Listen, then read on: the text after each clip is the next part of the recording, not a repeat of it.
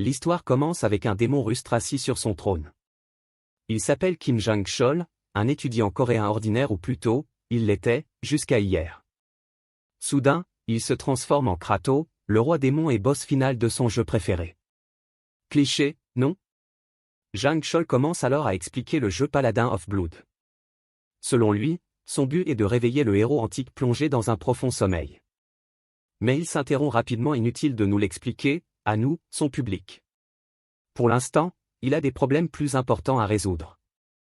Quelques secondes plus tard, un homme entra dans le château et l'appela « Seigneur Kratos ». Ce démon, Zepho, était un assistant de niveau 15. Il déclara que les préparatifs de guerre étaient terminés, des bêtes démoniaques attendaient dehors, prêtes au combat. L'une d'elles semblait particulièrement enthousiaste, Aura, démon de niveau 534, surnommé le « prince qui boit le sang ». Il comptait mettre fin à leur famine avec l'invasion d'aujourd'hui. Une autre était la monarque froide Série, de niveau 531, qui partageait la douleur d'être née sur une terre aride et contrainte de dévorer les siens. Déterminée, elle cherchait à laisser un héritage durable. Il y avait aussi l'archiduc du brouillard Arc, de niveau 555, et le tyran du rocher noir Baal, de niveau 539. Les bêtes avaient perdu le contrôle en attendant l'ordre du roi. Finalement, notre MC attira l'attention de l'armée. L'armée démoniaque tendit l'oreille. Les 4 commandants se tenaient debout parmi les autres. Kratos ordonna à tous les démons, à partir de maintenant. De la fumée s'échappa de sa bouche tandis qu'il commençait à parler. Les 4 démons assoiffés de guerre s'impatientèrent, attendant de nouvelles instructions. Le seigneur Kratos, avec une conviction absolue et un regard horrifié, ordonna à tout le monde d'arrêter la guerre et de commencer à farmer. Tout le monde était abasourdi, et bien sûr, ils devinrent fous, avec des réactions violentes. Le seigneur Kratos ne montra aucun remords et continua à crier. Mais dans l'esprit de Jang-chol, ils étaient vraiment effrayants. Les F4 restèrent bouche bée. Je ne sais pas s'ils étaient simplement intimidés par la sale gueule de notre MC, mais le fait est que notre MC connaissait les conséquences d'une guerre dans ce jeu. À un autre endroit, une personne semblait sortir de quelque chose. Puis, une notification système est apparue, indiquant que le joueur en était à sa 20e partie. Un rayon de lumière a illuminé l'homme, c'était un joueur de niveau 9990 nommé Kinshi AG, dont Kratos pensait qu'il allait le tuer. Et je soupçonnais qu'il portait une robe. Avant tout cela, plongeons dans la vie de notre héros avant son arrivée dans le jeu. Dans sa vie antérieure, Kim Jang-chol était un étudiant diplômé en agriculture, rêvant de devenir un agriculteur très riche. D'après lui, c'était un génie, et il a donc réussi ses cours avec brio. Étant le meilleur étudiant diplômé, son professeur l'a félicité et lui a demandé de rédiger une thèse, sous prétexte que cela aiderait beaucoup Jang-chol. Une autre personne a sollicité son aide pour un projet, et une autre encore lui a ordonné de labourer les champs. Jang-chol s'est avéré être l'esclave numéro 1. Quand l'épuisement l'a rattrapé, il s'est interrogé sur sa vie. Il avait fait tout le travail pendant que les professeurs s'attribuaient tout le mérite. Il hurlait qu'il voulait tuer tous ces salauds. Sa dopamine était épuisée et il devenait fou. Le seul moyen d'obtenir ce boost de dopamine était de jouer à des jeux, un jeu super difficile et très difficile à progresser. Aucun joueur n'avait terminé le jeu pour la 19e fois. Il voulait tellement ressentir un sentiment d'accomplissement qu'il a joué sans dormir une première fois, une deuxième fois, jusqu'à la 10e fois. Finalement, il est devenu le premier à terminer Paladin de sang pour la 19e fois. Il était heureux d'être devenu le plus fort du monde, mais il avait l'air si abattu. Il s'attendait à ce que la 20e partie soit un enfer. Il devait d'abord monter de niveau avant de tenter le coup. Il devient fou, se disant qu'il va monter de niveau et qu'il est le plus fort. Son personnage a atteint le niveau 9990 avec l'équipement GigaChat. Je dirais que le niveau maximum est 99 999 et il a donc décidé d'arrêter de le monter en niveau. Il lui a fallu tant d'années pour y parvenir, et maintenant il s'apprête à entamer sa 20e partie. Lorsqu'il a cliqué sur le bouton, l'écran a clignoté intensément. Il se demandait ce qui se passait. Son âme était absorbée par l'écran. Elle est entrée dans la télévision, puis a brillé dans le ciel. Son âme continuait de voyager à une vitesse fulgurante. Il ne bougeait pas, mais il paniquait au plus profond de lui-même. Il s'est dit de se calmer et d'utiliser son intelligence. Il a donc remarqué qu'il était bleu en ce moment, ce qui signifie que c'était son âme. Il a supposé qu'il ne mourrait pas en tombant. Puis, il aperçut la tour de vie, ce qui lui fit croire qu'il était entré dans le jeu Paladin de sang. Il fut surpris de découvrir le tombeau du paladin. Il était tellement excité à l'idée de posséder son personnage, qu'Inchi le vieillard, qui était presque au niveau maximum. Il prétendait que sa vie d'invincibilité et de force allait commencer. Mais lorsqu'il vit son personnage endormi, quelque chose changea. Son personnage était un homme blond et musclé, vêtu d'un costume de Magical Girl et tenant une baguette en forme de cœur ailé. Maintenant qu'il l'avait vu, il comprit qu'il ne voulait pas devenir comme ça. Son âme fut alors dirigée latéralement et il n'avait aucune idée de ce qui l'attendait. Puis il vit le seigneur démon assis sur le trône. Il ne le voulait pas pour le moment, alors il prit possession du corps du seigneur démon. Il murmura, « Ça me rend fou ». Il avait l'air problématique, pensant que s'il n'avait pas eu cette pensée stupide après avoir vu Kinshi le vieillard tout à l'heure, il serait devenu le personnage le plus surpuissant. Il se sentait stupide. Son assistant s'avança vers l'autel. Zepho entendit quelqu'un dire que Kratos était nettement affaibli. Il regarda la porte, se demandant d'où cela venait, et il entendit quelqu'un dire que Kratos avait pris peur et avait stoppé leur attaque. C'étaient les généraux. Aura suggéra qu'ils s'unissent et tranchent la tête de Kratos, puis se partagent l'autorité du trône. Il en déduisit que Kratos était devenu roi en prenant la tête du précédent seigneur démon. Il envisagea l'idée que Kratos ne s'était peut-être pas affaibli. Si c'était le cas, 2 d'entre eux sur 4 subiraient des blessures mortelles ou mourraient. Seri dit à Aura que s'il proposait de leur servir de bouclier, il pourrait tenter le coup. Aura, agacée, la menaça de mourir de ses mains avant. Pendant ce temps, Bal n'avait pas d'avis, il avait juste faim. Aura les défia sur ce qu'il ferait s'il y avait des preuves que le seigneur démon s'était affaibli. 3 d'entre eux répondirent que si c'était le cas, ils le tueraient à nouveau. Bal s'en fichait, il avait juste faim. Zepho était à la porte. Il rapporta à Kratos que le moral de leur armée avait complètement chuté. Il expliqua qu'il y avait eu de nouveaux cas d'attaque et de dévoration interne, et que certains avaient même quitté le pays des démons sans prévenir. Il ajouta que les 4 grands généraux démons étaient furieux, il disait qu'il était affaibli et qu'il prévoyait de collaborer pour décapiter Kratos. Cela fit trembler Kratos. Il savait que si 4 d'entre eux attaquaient ensemble, ils mourraient à coup sûr. En bref, s'il paraissait faible, il mourrait. Puis il pensa au Kinshi vieilli. Comme il ne le possédait pas, il se demanda s'il n'était pas simplement resté à l'état de cadavre. Cela lui fit penser qu'attaquer le monde des humains aurait été préférable. Zepho sortit alors une vidéo du tombeau du paladin, envoyée par le général Agia. On y voyait Kinshi le vieil tuer des démons. Le démon, effrayé, implorait de l'aide. Il hurlait fort lorsqu'on lui crevait les yeux. Kinshi le vieil avait l'air d'un meurtrier aguerri. Kratos comprit qu'attaquer les humains ne servirait à rien. Il vit que Kinshi le vieil se comportait comme un fou. Il refusait de le rencontrer. Il était déterminé à rester là quoi qu'il arrive. À ce rythme, soit il paraîtrait faible, soit il choisirait de se rendre, et les 4 grands généraux démons le tueraient. Et s'il chargeait dans le monde des humains, Kinshi le vieil lui arracherait les yeux et le tuerait. Kratos avait envie de pleurer en se plaignant d'avoir été transporté dans ce monde. Il prétendait ne même pas trouver le bonheur. Il n'y avait qu'une seule solution, résoudre le problème de nourriture et apaiser les démons.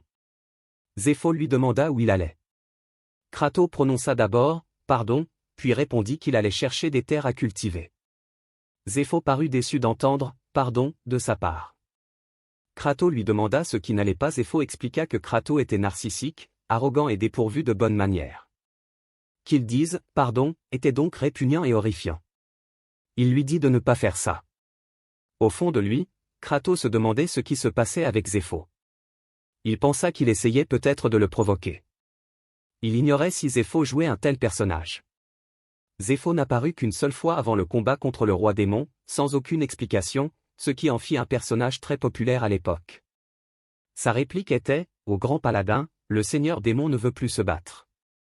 S'il te plaît, retourne. » Le vieux Kinshi l'a attaqué, puis la réplique de Zepho demandait le pardon du seigneur démon pour avoir été trop faible pour le protéger, ce qui explique pourquoi les joueurs pensaient qu'il était soit très loyal envers le seigneur démon, soit qu'il le respectait vraiment. Zepho expliqua à Kratos que sa gaffe était sans précédent. Il n'avait jamais rencontré de seigneur démon ayant perdu autant la confiance des démons. Kratos trouva Zepho vraiment agaçant. Puis Zepho sortit son carnet et dit « Tu veux cultiver au pays des démons ? Je ne savais pas que ta mémoire était aussi bonne que celle d'un pigeon. Kratos rappela à Zéphos qu'il était le seigneur démon et qu'il valait mieux ne pas insister. Mais Zéphos continua. Kratos se demanda pourquoi il n'avait pas peur. Zéphos lui expliqua que les deux anciens seigneurs démons et même Kratos avaient déjà essayé de cultiver cette terre, avec ses différences de température extrêmes et rudes. Kos devrait savoir que rien n'y poussera. Kos admit savoir que c'est le pays de la mort, mais il était convaincu qu'avec ses capacités actuelles, il était possible de sauver la terre. Au fond, Kratos déteste cultiver, mais il avait besoin de survivre. Zéphos était confus en commençant à creuser le sol. C'était tellement drôle parce qu'il mangeait la terre. Zéphos fit remarquer que le seigneur démon était étrange, qu'il se transformait en mendiant qui mangeait de la terre. Zéphos le nota. Kos lui dit d'arrêter d'écrire. Zéphos répondit qu'il ne faisait que son devoir. Il affirma que l'écriture des chroniques du seigneur démon était importante. Il nota également que la capacité de mémoire du seigneur démon s'était nettement détériorée. Kos le considère comme un émerdeur. Kos avait déterminé que le sol ne contenait aucun nutriment, ni d'azote. L'azote est un élément absolument nécessaire à la croissance des plantes. Ces dernières sont incapables d'utiliser l'azote de l'air par elles-mêmes, bien qu'il constitue 78% de l'atmosphère, car les atomes forment des triples liaisons solides, ce qui les rend quasiment incapables de subir des réactions chimiques. L'humanité a donc développé le processus de fixation de l'azote grâce au génie chimique, ce qui a entraîné une augmentation considérable de la production alimentaire. Mais c'était impossible ici. Il n'y a rien qui puisse servir de base à l'agriculture. Kos a imaginé d'utiliser le mécanisme naturel de fixation de l'azote, la foudre. Grâce à sa haute tension, l'azote est oxydé en nitrite. Il se mélange ensuite à l'eau de pluie et est absorbé par le sol. Et la principale technique du seigneur démon Kratos est. Kratos s'est égratigné la main, et elle a saigné. Sa technique, appelée frappe sanglante, fait exploser simultanément la foudre et l'humidité. C'est une technique conçue pour créer un sol fertile. Kos a dit à Zéphos de reculer. Il s'est égratigné la main, ça fait un mal de chien. Il n'arrivait pas à croire que le seigneur démon lunatique l'utilise à chaque fois que ça fait mal. Mais il fut interrompu par une remarque, les 4 généraux l'observaient, et ils pensaient visiblement qu'il s'était affaibli. Kratos fut surpris. Zéphos déclara qu'il était devenu 100% plus faible. Cela lui fit penser que Zéphos était un assassin dont le plan était de le provoquer puis de le tuer. Mais il pensait que c'était mieux que de mourir. Il s'égratigna la main, et le sang fut utilisé pour une frappe sanglante. Après ce geste, rien ne se passa, et il saigna. Il ne put cacher sa douleur. Quelqu'un s'approcha de lui, les 4 généraux, et lui demanda s'il allait mal. Ces types ne prirent même pas la peine de dégager leur aura meurtrière. Tout ce que Kos put dire, c'est « merde ». Pendant ce temps, Kinshi le vieillard contemplait l'immensité du paysage. Il avait de vagues souvenirs de sa vie passée. Il avait vécu plus de 10 fois sa vie et se dirigeait vers un endroit précis. Il avait déménagé à cause de l'invocation du devoir qui l'avait conduit là, mais elle avait disparu, et l'invocation du devoir ne disait plus rien. Il se demandait pourquoi il vivait désormais. Il se sentait mal, et son expression était sombre. De retour à notre MC, il l'observait comme un prédateur. Aura lui rappela la loi des démons, le plus fort est le seigneur démon. Au fond de lui, Kos les trouve effrayants, surtout quand il sait que chacun d'eux est si puissant. Il ne peut même plus utiliser une compétence. Il se demandait s'il allait mourir. Son corps tremble et son expression est féroce. Aura ressentait l'immense pression exercée par Kratos. Le combat n'a même pas commencé, mais il pense que Kratos rassemble déjà des forces au point que son corps tremble. Mais Aura est confiant. Il demande à Kratos s'il peut les vaincre dans son état actuel. Mais lorsqu'il regarde derrière lui, les autres généraux se cachent déjà derrière un arbre. Aura est stupéfait. Il n'a pas fallu une minute à ces salauds pour le trahir. Leur plan est de voir comment le combat se déroule et de se joindre à eux si cela semble possible. Aura transpire abondamment. Dans sa tête, il les appelait des salauds maléfiques. Ce sont des démons, donc bien sûr qu'ils sont mauvais. Pendant ce temps, Zéphos annonça que, selon la tradition ancestrale des démons, tous les combats sont à mort et qu'il ne faut pas abandonner. Il s'apprêtait à donner le signal du départ lorsqu'Aura lui ordonna d'attendre. Kos n'en revenait pas de la rapidité avec laquelle Zéphos avait mis cela en place. Aura se dit de ne pas avoir peur et qu'il pouvait gagner puisque le seigneur démon était affaibli. Pendant ce temps, Kratos panique intérieurement. Il a récemment testé sa force, car le seigneur démon devrait être très fort, mais il savait qu'il ne l'était pas à ce point. Il est fort, mais il n'y a pas de quoi se vanter. Aura chargea. Kratos avait déjà vu ce mouvement dans le jeu, c'était soit une estoc, soit une entaille. Il était certain de ne pas pouvoir l'esquiver. Son corps bougea latéralement. Il fut surpris et perplexe quant à la façon dont il avait réussi à l'esquiver. Il remarqua que le pied gauche d'Aura pointait vers l'extérieur. Il pouvait prédire qu'Aura utiliserait une estoc. Il réalisa que c'était exactement le même mouvement que dans le jeu. Aura claqua la langue lorsque Kratos esquiva. Arok demanda à Ciri si elle avait vu la réaction de Kratos lorsqu'il esquiva l'attaque. Il l'interpréta comme si Kratos était prêt à contre-attaquer et à arracher le bras d'Aura. Ciri demanda pourquoi Kratos ne le faisait pas. Elle suggéra d'attendre et d'observer plus longtemps. Aura attaqua à nouveau, et Kratos l'esquiva. Kratos était perplexe. Il constata que les mouvements d'Aura étaient identiques à ceux du jeu. Lorsqu'il rencontra Aura pour la première fois, il fut absolument stupéfait. Aura est rapide, effectue des feintes décalées et possède même une large gamme d'attaques. Mais après avoir été vaincu une fois, 3 fois, puis 10 fois, Kos parvint enfin à le vaincre pour la première fois à sa 128e tentative. Lors des 19 parties suivantes, il réussit à le ridiculiser complètement en ne réussissant aucun coup sûr. Aura attaqua de nouveau, mais en vain. Kratos était désormais convaincu que ses attaques ne le toucheraient pas. Les autres généraux, voyant son air confiant, frissonnèrent tous. Aura continua de l'attaquer, mais Kratos l'esquiva promptement. Le général remarqua que Kratos s'amusait, qu'il se moquait d'Aura pour sa faiblesse alors que lui s'amusait. Aura s'énerva, tandis que Kratos fut soulagé.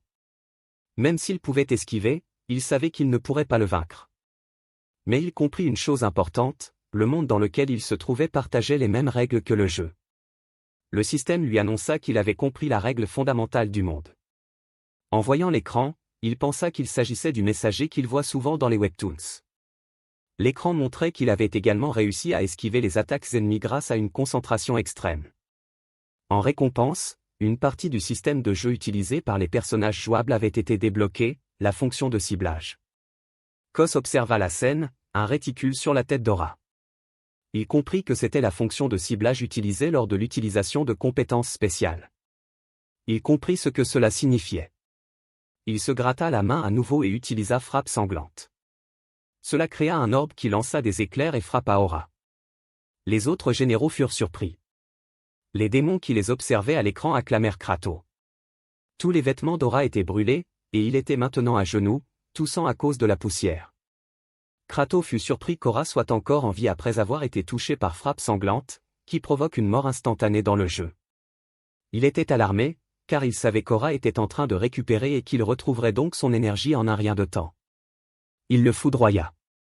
Il l'avait répété à maintes reprises, au point que les autres généraux tremblaient de peur. Il le craignait, car il attaquait Aura au point qu'Aura ne mourrait pas en le blessant. En réalité, Kos ne savait pas quoi faire, car Aura ne mourrait pas. Le système informa Kratos qu'il avait arraché tous les vêtements d'Aura et qu'il était désormais nu. Kratos fut déconcerté par ce message aléatoire, il le relayait comme s'il était une sorte de pervers.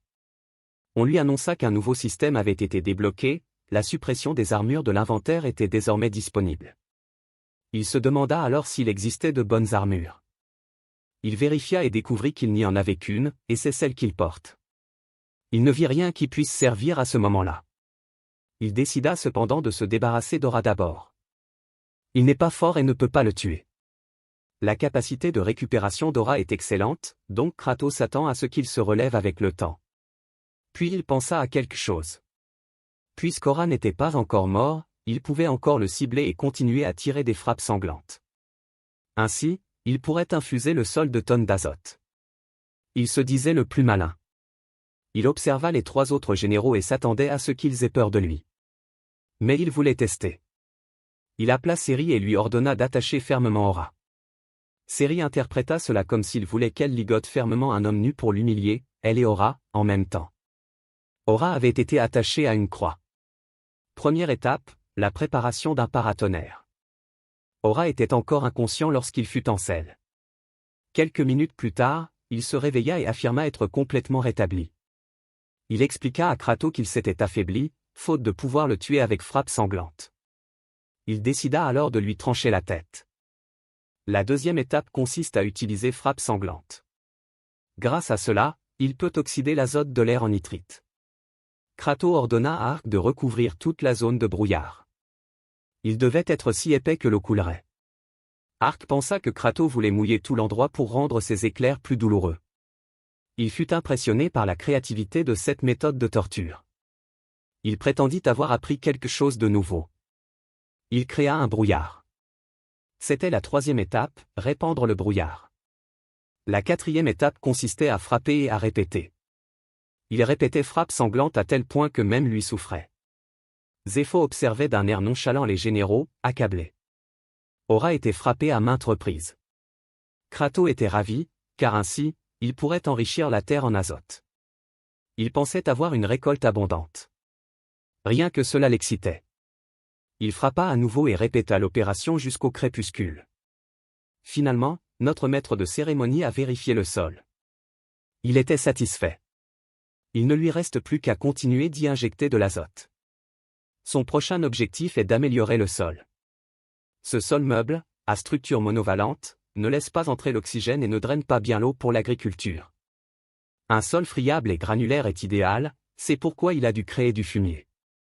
Il a ordonné à chacun de faire quelque chose d'important, allez me chercher des excréments. Les généraux étaient stupéfaits. Ils n'arrivaient pas à croire qu'après avoir fait d'Aura un exemple et l'avoir interrogé, ils pensaient qu'ils voulaient qu'il le salisse de crottes. Ils le trouvaient tous incroyablement cruel. C'était une journée ensoleillée. Kinshi le vieux traversait la forêt. Il entendit quelqu'un appeler à l'aide. Il se dirigea vers les buissons.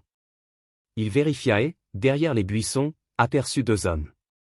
Ils prétendaient avoir été attaqués par un groupe de gobelins et avoir besoin d'aide. Ils étaient prêts à compenser. Et si vous les connaissez, vous êtes vraiment des gigachades. Kinshi le vieux affichait une expression sombre, ce qui effraya les deux hommes. Kinshi le vieux leur dit qu'il n'était pas suspect, mais ces hommes le trouvèrent terriblement suspect. Il leur demanda s'ils avaient mal aux jambes.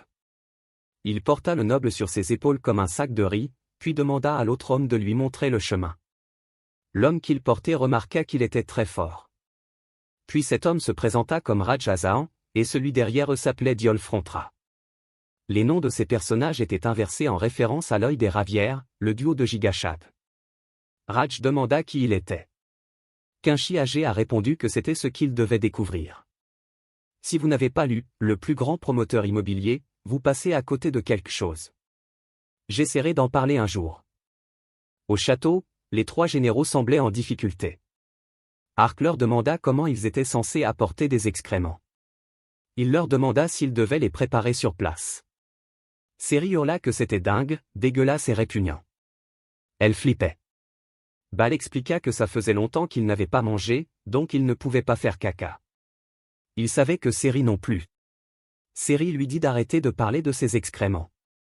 Ark expliqua que même s'il pouvait faire caca, il ne voulait pas en fournir à Kratos. Il suggéra de frapper les démons de Baran et de les forcer à faire caca. Quelques instants plus tard, dans un village de démons, quelqu'un les supplia de ne pas le faire. Le pauvre démon se plaignit que s'ils le regardaient tous, il ne pouvait pas faire caca. Il les supplia d'attendre dehors. Le soldat répondit que l'autre avait dit la même chose, mais qu'il ne pouvait toujours pas faire caca. Ark demanda ce qui les retardait autant. Ark confirma auprès du type s'il ne pouvait pas leur en fournir, malgré tous ses efforts. Le démon répondit qu'il n'avait pas mangé depuis un moment. Ark l'étrangla, libéra ses pouvoirs et remercia le démon pour sa brillante idée. Ark attaqua le type. Celui-ci hurla de douleur, mais son cri fut arrêté lorsque Bal saisit la main de Ark. Ark demanda ce que c'était. Bal lui répondit que s'il perçait l'estomac, le démon mourrait, cela signifiait pas de caca. Il ajouta que ces démons devaient faire plus de caca pour pouvoir collecter. Ark laissa tomber le type et répondit à Bal que c'était une remarque intelligente, vu que cela venait de lui. Kratos menaça Bal, s'il nourrissait les démons avec sa viande, il se mettrait peut-être à déféquer. Bal était prêt à riposter. Le démon prit peur face à la tension croissante. Ark et Bal commencèrent le combat. Ils étaient sur le point de s'affronter, mais le combat fut interrompu par un cri de Kratos, qui leur demanda ce qu'il faisait. C'était lui, avec sa frappe sanglante. Ils tombèrent tous les deux à terre. Il leur hurla que les humains n'étaient pas les seuls animaux à pouvoir déféquer. Agacé, il leur dit que les excréments sans valeur nutritive ne servaient à rien. Il leur expliqua qu'il fallait chercher des excréments utilisables comme fumier. Zéphos demanda ce qu'était le fumier. Crato expliqua que c'était un ingrédient qui nourrissait le champ. Normalement, le fumier est composé de cendres de bois, de mauvaises herbes, de terre, de coquilles d'œufs et d'excréments de poulet. Pour les cendres de bois et les mauvaises herbes, ils pouvaient simplement utiliser les maisons vides qu'ils avaient vues auparavant. Le problème, c'étaient les coquilles d'œufs et les excréments de poulet. Puis il se souvint de quelque chose. Il ordonna à Zéphos de lui apporter la carte de leur terrain. Il la posa sur la table. Comme il s'y attendait, la carte était exactement celle qu'il avait vue dans le jeu, ce qui signifiait qu'il devrait pouvoir les y trouver. Une fois arrivé à l'endroit où il se trouvait l'habitat des mouettes démoniaques dans le jeu, il en trouva beaucoup partout dans le champ. Cela indiquait que les mouettes pouvaient ingérer une grande quantité de nutriments provenant du terrain des humains, puis y faire leurs besoins et y pondre leurs œufs. Crato pensa que c'était l'endroit idéal. Zéphos demanda au seigneur démon s'il comptait récupérer les excréments des mouettes démoniaques. Crato répondit que Zéphos comprenait vite. Zéphos informa Crato que cet endroit s'appelait « la falaise d'où l'on ne peut revenir ». Il n'y avait pas de prise stable, et s'il tombait, il serait emporté par les vagues déchaînées. Crato répondit qu'il le savait, mais que c'était parce que cet endroit n'était pas toujours accessible aux joueurs. Cependant, il était certain de pouvoir l'escalader. Ils arrivèrent sur place. Les vagues étaient fortes et de hauts piliers entouraient la zone. Les généraux ignoraient tout des pensées de ce seigneur démon. Nombreux étaient ceux qui avaient déjà tenté de chasser ces mouettes d'autrefois, mais ils avaient tous fini par être victimes des vagues. Crato leur dit qu'il grimperait jusqu'au sommet et jetterait le sac contenant des excréments et des coquilles d'œufs. Il recommanda aux généraux de bien l'attraper. Si le plan réussissait, tout le monde serait bien nourri. Baal resta silencieux. Il se souvenait du démon Kark avait étranglé et des autres mal nourris dans les rues. Les vagues étaient hautes.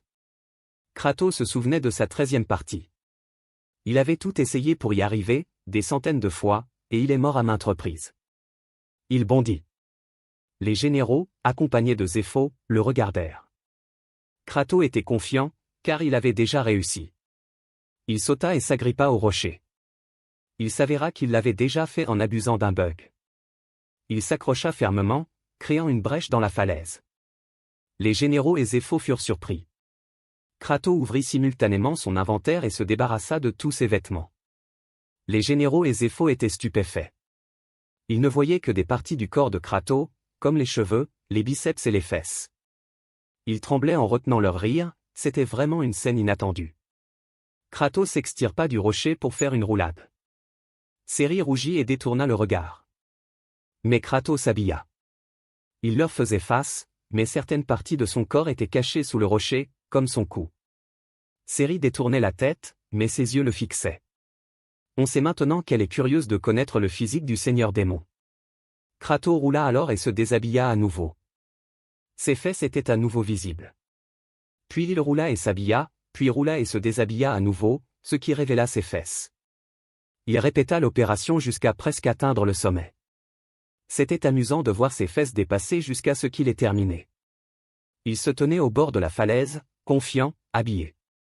Dans un monde où le système de jeu est partagé un inventaire d'équipements et le bord de la carte censé être inaccessible, Crato a rassemblé tous ses faits. Il a expérimenté et était convaincu que c'était possible. Baal a décidé d'aider le seigneur démon, car celui-ci avait promis de les nourrir.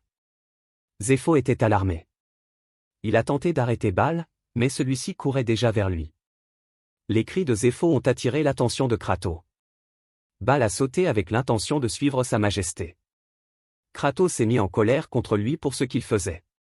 Baal ne pouvait pas s'accrocher au rocher, alors il tombait. Heureusement, Crato l'a rattrapé. Crato est nu, seul le haut de son corps dépasse du rocher, et il s'accroche à Baal. Il devait déclencher le bug. Les veines de son bras ont jailli, car Baal était trop lourd. Il avait l'impression qu'on allait lui arracher le bras. Il se demandait pourquoi il le sauvait alors que Baal est l'un des 4 généraux qui le menacent. Il pensait qu'il valait mieux qu'il disparaisse. Il dit à Baal qu'il n'avait aucune raison de le sauver. Crato l'observa et se souvint d'un souvenir où son ami lui avait demandé de l'aide. Cet ami pleurait parce que le professeur ne le laissait pas rendre sa dissertation, afin qu'il puisse l'utiliser comme esclave pour toujours. Son ami le supplia de le dire au professeur, pensant que cela lui permettrait au moins de jeter un œil à sa dissertation.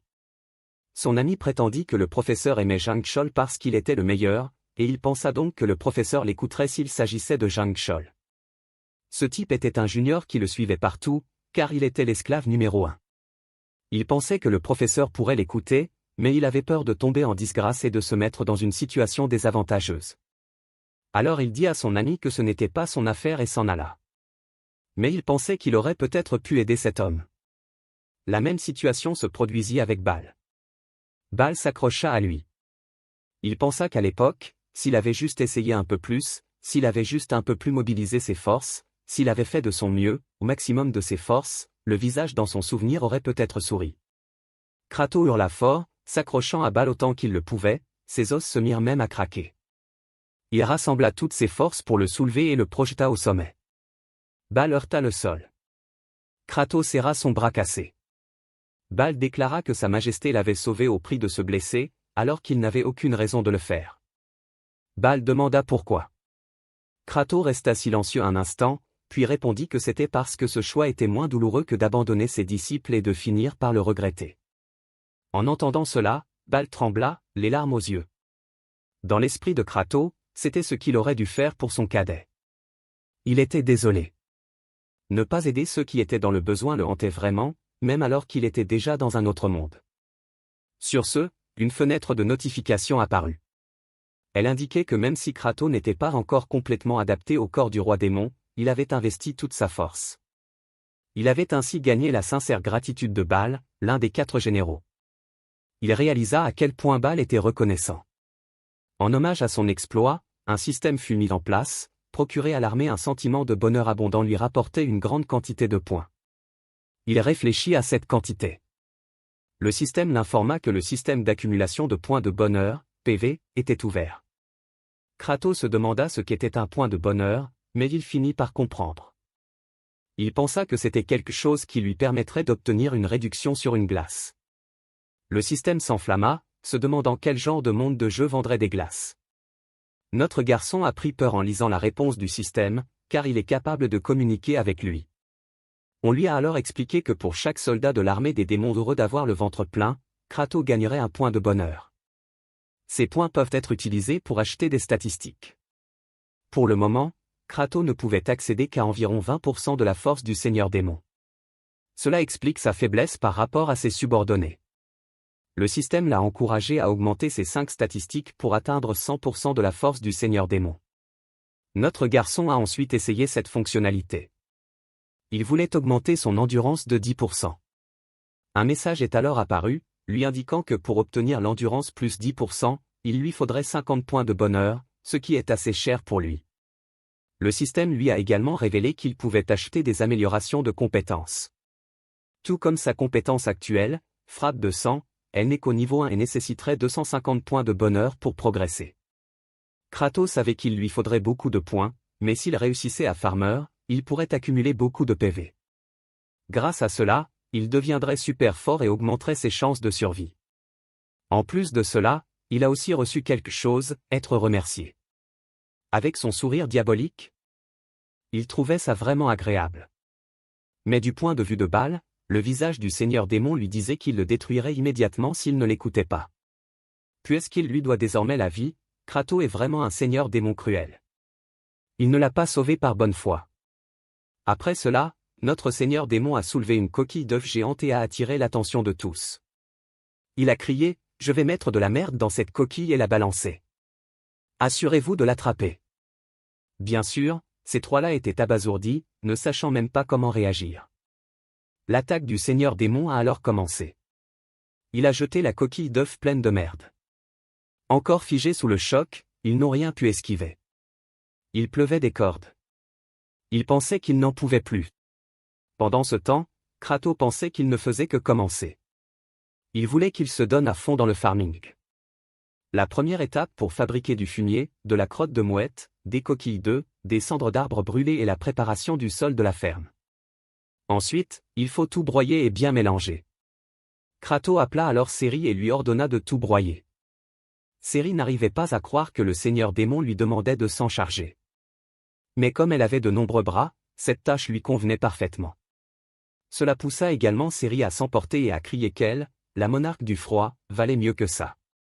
Elle s'équipa de ses armes et expliqua au seigneur démon que ses bras n'étaient pas faits pour mélanger de la merde. Mais elle fut alors confrontée au regard intense de Kratos. Il lui dit qu'il lui confierait une tâche plus facile. Puis il désigna Aura, qui dégageait encore de la fumée provenant de l'éclair qui l'avait frappé. Là-bas. Tu n'as qu'à rester immobile. Facile, non? Dès lors, la monarque du froid fut transformée en mélangeuse de merde. La légende raconte qu'elle continue de le faire jusqu'à aujourd'hui. Au fond de lui, Kratos faillit se pisser dessus. Il pensait que ces types étaient tous colériques, alors il ne devait pas baisser la garde. Mais il se souvint alors qu'il était le seigneur démon et qu'il allait continuer avec courage et force. Après cela, il était temps de passer à la deuxième étape de la fabrication du fumier, ajouter de l'eau. Il appela Arc et lui ordonna de remplir l'air de brouillard. Mais Arc s'interrogea, car l'odeur deviendrait encore plus insupportable à cause de l'humidité. Il ne voulait pas faire une chose pareille. Et puis, l'arme secrète fut à nouveau révélée. Kratos désigna Aura.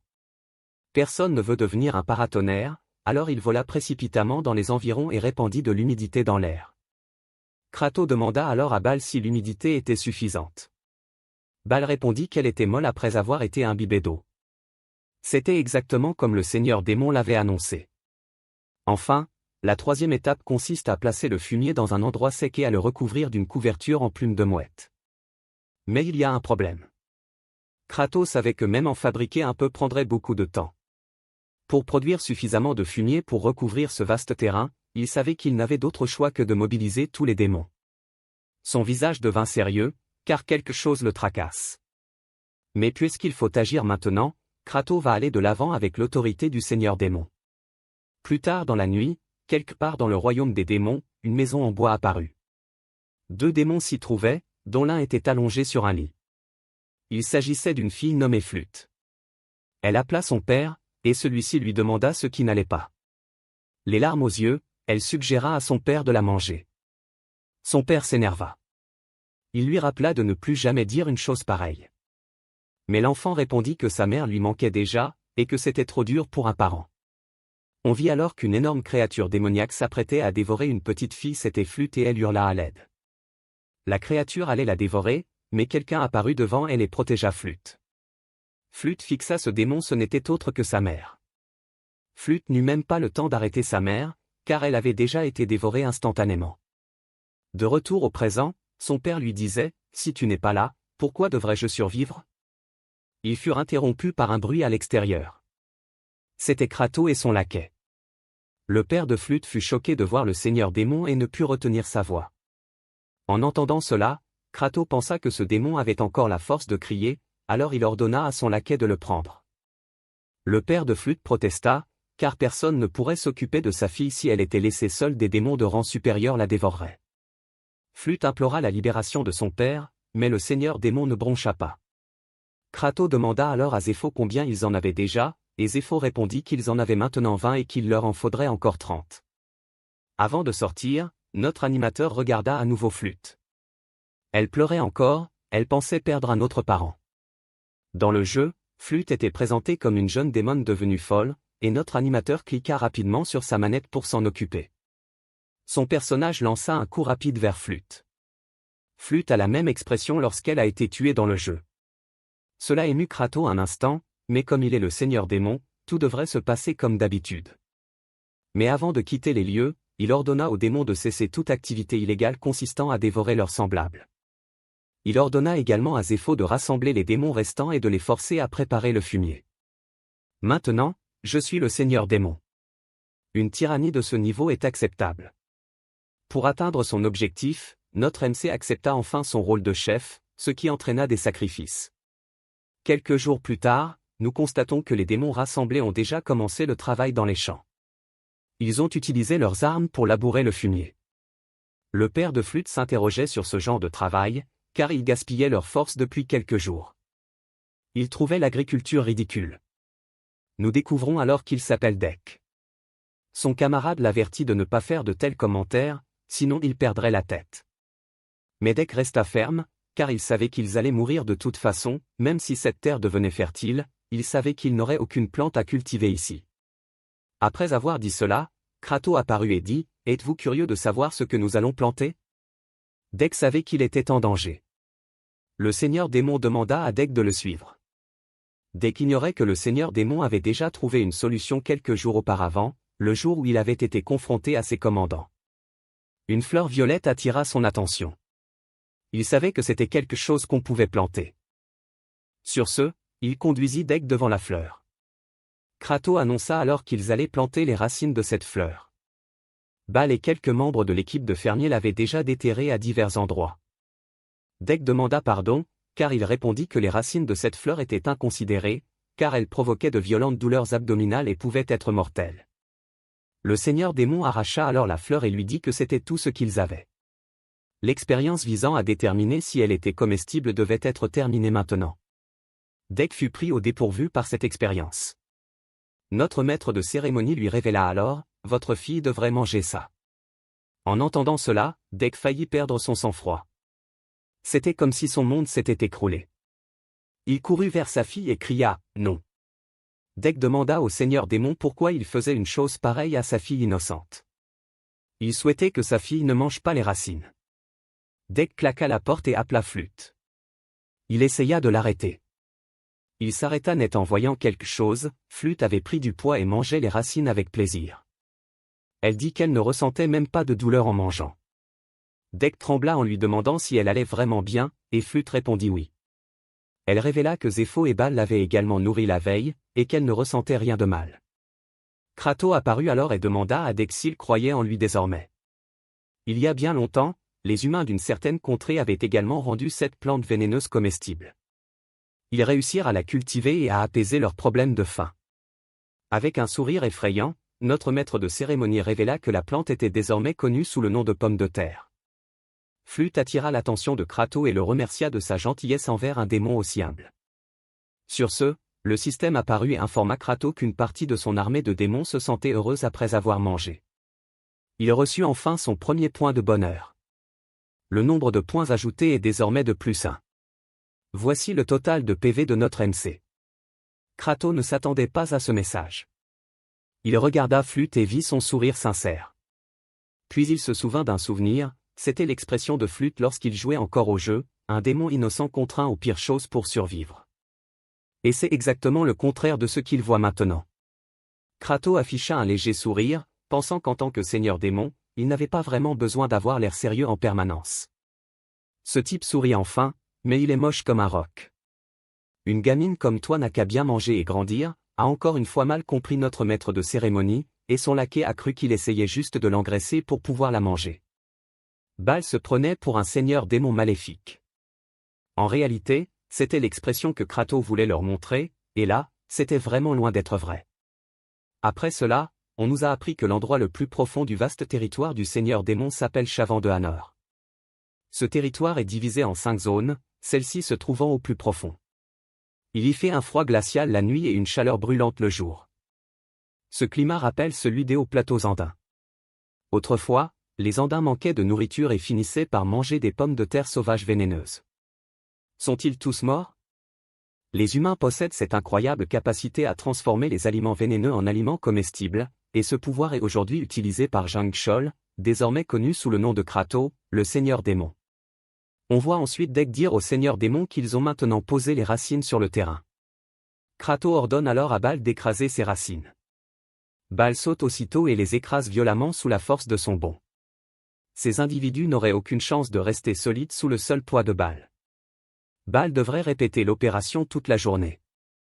Kratos prévoit de les congeler pendant 5 nuits, puis d'utiliser le piétinement météore de Baal après les avoir fait fondre pendant la journée. Cela provoque la fuite et l'évaporation du poison contenu dans les pommes de terre.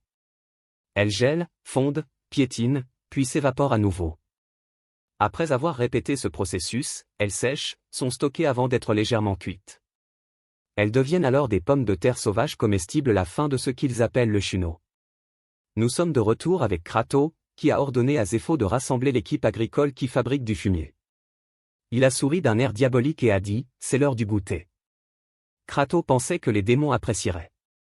Les démons se sont alors alignés au moment où la nourriture allait être distribuée. Kratos a dit à tout le monde qu'il n'en aurait que 2 chacun, car il n'y en avait pas beaucoup. Zépho a ensuite commenté qu'il restait encore beaucoup de pommes de terre. Il a demandé s'il ne pouvait pas simplement en produire davantage. Kratos a répondu qu'il doutait qu'il en reste autant. C'est loin d'être suffisant s'ils veulent nourrir toute l'armée des démons. Il a révélé qu'au lieu de manger toutes les pommes de terre, ils en replanteraient et les multiplieraient par 1000. Quelques minutes plus tard, les pommes de terre furent distribuées, mais l'équipe agricole hésitait à manger ce nouveau type de nourriture devant eux, surtout que certains de leurs proches en étaient morts. Dek vint à leur secours et leur annonça que le seigneur démon avait déjà modifié la nourriture et qu'elle pouvait être consommée dès maintenant. L'un des démons à la coupe de cheveux étrange traita Dek d'idiot. Il attira leur attention sur notre maître de cérémonie, affirmant que ce seigneur démon à l'air rusé n'était pas du genre à leur donner à manger comme ça. Il pensait que Kratos voulait juste les voir manger et mourir. Mais Dek ne s'en soucia pas. Il ouvrit la bouche et mangea la nourriture. Tous le regardèrent mâcher, puis il finit par l'ingérer nonchalamment. Dek pleura de joie en criant « Longue vie au seigneur démon !» Après que l'équipe de Farmers eut observé le premier démon qui avait mangé, ils engloutirent tous le chuneau rapidement. Puis ils se rangèrent à nouveau devant Kratos. Dek eut un moment de fierté, pensant que le seigneur démon leur avait vraiment donné de la nourriture comestible. Le démon à la coupe de cheveux étrange se mit alors à chanter. Ils levèrent la main gauche et crièrent « Oui, Kratos !» Oui, Kratos. Notre MC était un peu déçu par le chant. Il fit remarquer qu'il changerait cette merde plus tard. Pendant ce temps, Zépho observait Kratos et pensait que l'expression de leur seigneur démon semblait indiquer qu'il ne doutait pas de sa capacité à produire de la nourriture sur cette terre aride. Il ajouta que Kratos pourrait peut-être mettre un terme à la tragédie causée par la faim. Le système réapparut alors, annonçant qu'une partie de l'armée démoniaque de Kratos se sentait heureuse de manger. Cette fois, il gagna 50 PV supplémentaires, car il venait de nourrir 50 membres de l'escouade de fermiers. Son total de PV est actuellement de 51. Notre MC était amusé par ce qu'il voyait. Il sourit et trouva que c'était un bon nombre de points. Il peut se renforcer un peu maintenant, mais il hésite encore sur ce qu'il va améliorer en premier. Il n'en a aucune idée pour l'instant. Peut-être qu'il va d'abord accumuler plus de points. Il pensait justement à répartir les effectifs entre l'équipe de fumier et l'équipe de cueillette de pommes de terre lorsque Zépho a commencé à attirer l'attention de l'équipe agricole. Ce type vient d'avoir l'idée de dire à tout le village qu'il est désormais possible de cultiver un aliment comestible, même sur ces terres. Il a promis que les démons qui déterreraient des pommes de terre sauvages recevraient des bons de nourriture échangeables contre du chuneau. L'équipe célébra la victoire tandis que Kratos observait Zépho. Il trouvait ce démon aussi intelligent qu'il en avait l'air. Bien qu'agaçant, il est aussi d'une grande aide. Sur ce, les démons du village déterrèrent fidèlement toutes les pommes de terre. Pendant ce temps, Seri, le mélangeur de fumier, et Arc, le producteur de pluie artificielle, continuaient leurs nouvelles tâches. Enfin, Aura, toujours attaché, était le dernier, mais non le moindre. Kratos changeait justement l'endroit où il serait pendu après avoir trouvé l'endroit idéal. Ils étaient prêts. Kratos commença à faire pleuvoir la foudre sur ce bon vieux paratonnerre. RMC travaillait dur pour produire de l'azote. Il pensa que, puisqu'ils avaient maintenant assez de fumier, il était temps de passer à l'étape suivante. Il fallait maintenant les pendre uniformément sur le terrain, mais c'était trop vaste. C'était bien trop de terre pour l'équipe agricole, qui survivait avec seulement quelques boules de chuneau. Aura attira alors l'attention du seigneur démon, lui demandant de le tuer immédiatement. Mais notre garçon s'en prit à nouveau à lui. Dans son esprit, Kratos ne tuerait pas quelqu'un capable de fonctionner correctement même affamé, grâce à la compétence de régénération d'Aura. De l'azote gratuit, mon Dieu. Kratos réfléchit encore à une solution pour leur expansion. Il se demandait s'il n'avait vraiment pas d'autre choix que d'attendre des renforts. Plus tôt, il avait déjà ordonné à Zépho de demander des troupes au maître des étoiles. Zépho écrivit « Nous vous ordonnons de cesser d'attaquer et de fournir autant de troupes que possible pour l'agriculture. » Bien qu'ils aient envoyé cette lettre à toutes les zones stellaires, personne n'a encore répondu. Kratos trouva cela étrange et se demanda si le messager n'était pas déjà mort de faim avant même de livrer le courrier. Ce serait vraiment un problème s'il ne pouvait pas agrandir les terres agricoles immédiatement. Pendant ce temps, au pays des démons, la première zone étoile s'appelle la falaise des morts. Un serviteur s'agenouilla devant son maître et l'informa que, d'après les éclaireurs, le seigneur démon Kratos s'était réellement lancé dans l'agriculture. Il semblerait qu'ils aient déjà créé de la nourriture comestible. Le maître de la zone soupira et expliqua que Kratos faisait tout cela simplement par peur de lui. C'est parce que ce type devient plus fort à mesure que les démons meurent. Il ajouta que Kratos avait arrêté la guerre et réduisait le nombre de démons mourant de faim pour le contenir. Ce vieil homme, qui ressemblait à Zeus, est le maître de la première étoile, Sarul. Il est aussi connu sous le nom de Père des Morts. Il fut également révélé que ce serviteur s'était occupé des messagers envoyés dans les autres régions stellaires. En bref, personne n'en fut informé, sauf eux. Sarul était ferme, les démons devaient tous mourir de faim. Ce n'est qu'alors qu'ils deviendront sa nourriture. Et à son armée, il déclara qu'il tuerait Kratos et deviendrait le seigneur démon. Sarul ordonna à son aide, nommé Fimir, une tâche importante, je veux que tu détruises tout ce que Kratos a fait en matière d'agriculture. Sarul dit cela d'un ton sérieux. C'était une déclaration de guerre, et Fimir s'en réjouit. De retour au paratonnerre numéro 1, il trembla lorsqu'une brise froide le traversa. Fimir se révéla alors. Il commenta que Kratos était vraiment vicieux d'avoir transformé Aura en cadavre vivant pour servir d'exemple.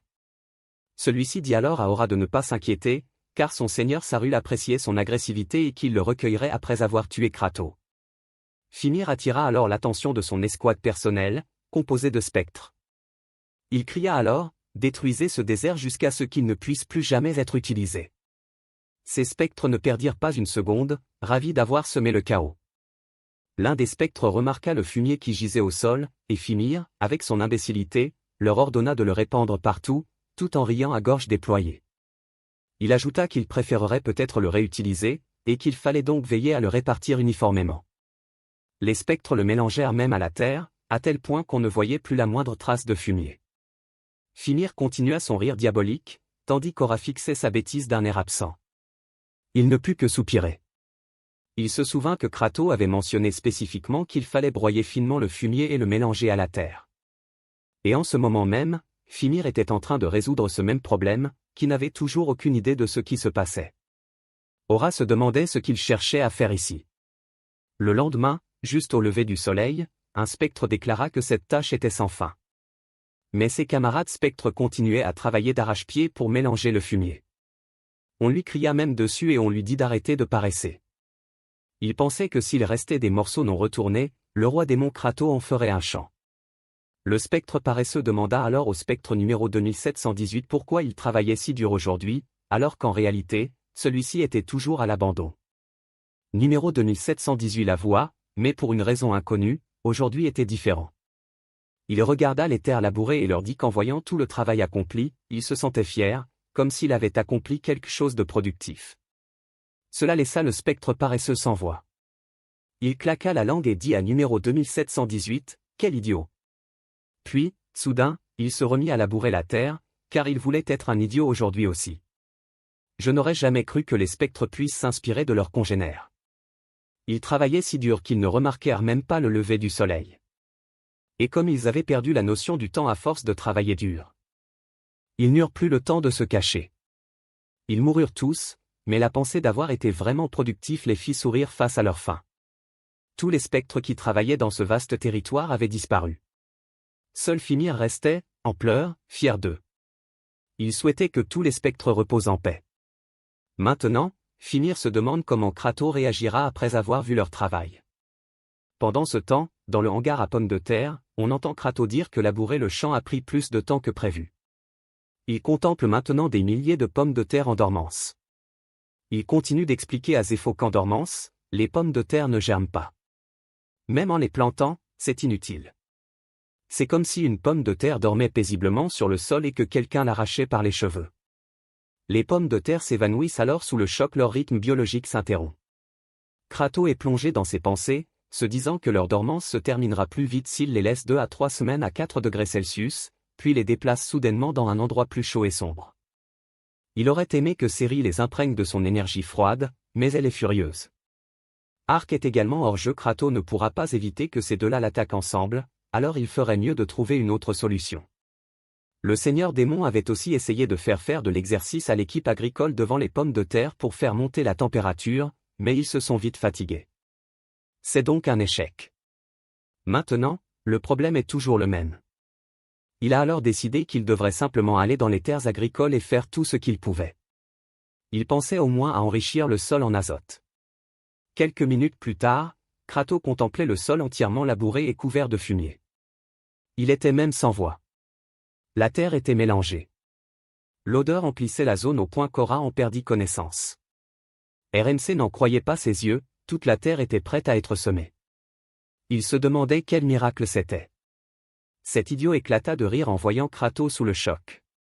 Il s'exclama que c'était un succès, mais son rire fut interrompu par la présence de Baal derrière lui. Baal le souleva nonchalamment et le présenta au seigneur démon. Il lui dit que Fimir se cachait. Kratos connaissait Fimir comme l'un des chefs de la falaise des morts. Il se demanda si ce type était là en renfort. Kratos lui demanda franchement ce que Fimir faisait là, ce qui surprit le démon. Il s'apprêtait à répondre à la question de notre maître de cérémonie, mais il reçut déjà un coup de poing. Zépho demanda au seigneur démon pourquoi il le frappait avant que Fimir n'ait eu le temps de répondre. Kratos lui expliqua que ce démon semblait cacher quelque chose. Frapper quelqu'un est le moyen le plus efficace de gérer cela. Fimir n'en attendait pas moins du seigneur démon. Cependant, il resta ferme sur son silence. Et c'est alors que des milliers de coups s'abattirent sur lui au visage. Quelques minutes plus tard, notre garçon était déjà épuisé. Fimir ne pouvait même plus bouger. Une invite système s'afficha alors. C'était le moment où Kratos pouvait améliorer ses statistiques en échange de PV. Comme il avait maintenant 51 PV, il les utilisa pour améliorer la statistique qu'il avait améliorée, qui n'était autre que son endurance. Notre garçon fit cela uniquement pour pouvoir vaincre Fimir davantage. 1000 autres coups furent portés. Kratos est vraiment digne du titre de roi démon. Fimir révéla alors rapidement ce qu'il avait fait et leur plan pour le tuer.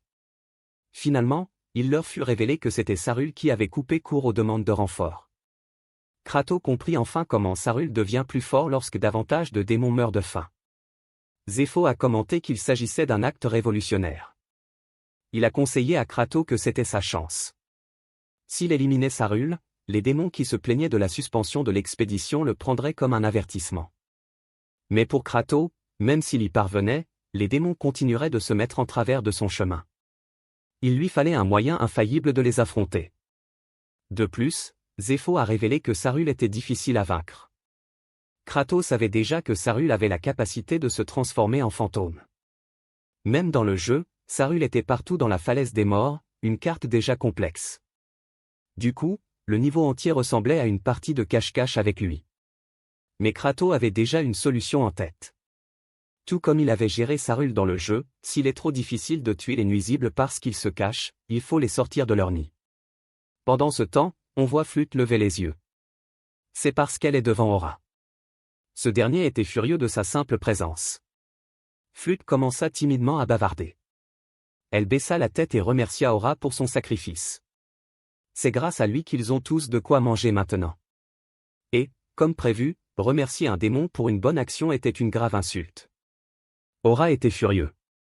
Il cria sur Flûte, osant se moquer de lui. Il jura même de la tuer, ce qui effraya Flûte et la fit fuir. Avec une expression intense, Ora déclara, « Attends un peu, Kratos. Dès que je serai libre d'ici, je viendrai te chercher et te tuerai. » Mais son moment fut interrompu lorsqu'il entendit des démons chanter vers lui. Au loin, il aperçut Kratos marchant avec une bannière. Alors que les choses se précisaient, la bannière disait « Félicitations, deuxième paratonnerre au bureau ». Et avec eux se trouvait Fimir, attaché comme Ora. Ces connards chantaient des chansons comme s'ils souhaitaient la bienvenue à un nouveau membre de leur effectif. L'équipe agricole recrute peu à peu. Ora se demanda ce que signifiait ce deuxième paratonnerre. Il eut les larmes aux yeux à l'idée d'être désormais libre. Je n'aurai pas à me transformer en poulet rôti jour et nuit, pensa-t-il. Mais quelques instants plus tard, Fimir fut simplement placé à côté de lui, et personne n'osa le retirer du poteau. Kratos se mit alors à hurler et à utiliser sa compétence frappe de sang. Ora se sentit complètement impuissant en réalisant que Kratos voulait dire qu'ils avaient désormais 2 paratonnerres. Ces types finirent par accepter leur sort. Pendant ce temps, Sarul observait la scène avec son orbe. Ce monstre hurlait à plein poumon lorsque son principal assistant, Fimir, devenait officiellement le nouveau poulet rôti. Credo lança une nouvelle attaque, et Ficamir se mit à gémir, se disant qu'il était un héros, tandis que Saul hurlait « Stop !» les larmes aux yeux. Credo jeta un coup d'œil et dit que c'était le spectre de reconnaissance du jeu, et qu'il semblait surveiller de près. Il s'assurerait qu'il regretterait d'avoir gâché sa récolte. Un peu plus tard, on voit Flûte bêcher dans le champ, et Assuré la regarde. Il remarque que ses mains sont couvertes de cicatrices et sales, et il lui demande ce qu'elle fait. Elle réfléchit, disant que puisque le roi démon, les 4 généraux célestes et tous les autres adultes travaillaient dur au champ, elle voulait aider d'une manière ou d'une autre. Assuré la traite de stupide démon de bas étage, disant que la mère d'à côté de lui a déjà labouré le champ, et qu'elle devrait au moins faire quelque chose d'utile. Elle s'approche de Ficamir et le remercie, lui disant qu'il a labouré le champ et qu'il est devenu un véritable paratonnerre pour eux, et elle lui en est très reconnaissante. Il est perplexe, mais il accepte, lui disant qu'elle est vraiment adorable et qu'elle a valu tout ce dur labeur. Assuré dit que ce type a déjà perdu la raison. Assuré lui demande quel est le problème de labourer un champ, lui demandant si elle pense vraiment que cultiver dans ce désert est possible, et que ce qu'ils essaient de faire pousser ne germera pas. On dit que si on garde les graines de pommes de terre au chaud, ces pousses pousseront vite, mais elles vont toutes mourir de faim de toute façon. Elle s'enfuit en le remerciant tandis qu'il l'appelle joyeusement et s'enfuit. Puis il rit, demandant ce que peut bien faire un démon de Baran. Ailleurs, au château, Zéphus exprime une légère inquiétude quant à son plan et affirme que Saul doit savoir qu'il s'agit d'un piège. Il lui demande s'il viendra au secours de Ficamir. Credo répond, bien sûr que non.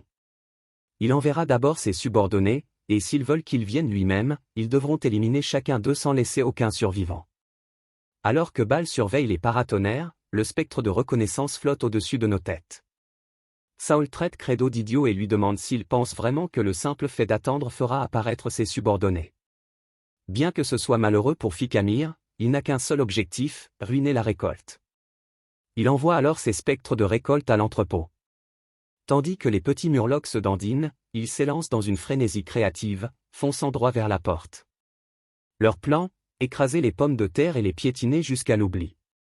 Ils franchissent la porte et se trouvent maintenant dans la réserve. Credo dit que c'est exactement comme il l'avait prévu, ils sont surpris, et il ajoute qu'il savait que les spectres de récolte apparaîtraient et qu'il est reconnaissant qu'ils aient trouvé la mort. Il commence à paniquer, et il dit que la première fois qu'il les a rencontrés, il a ressenti un profond désespoir. C'est sa deuxième force d'élite. Le vrai problème, c'est qu'ils se déplacent toujours en essaim. Même s'ils vous touchent physiquement, ils s'accrocheront à vous et vous feront vieillir rapidement.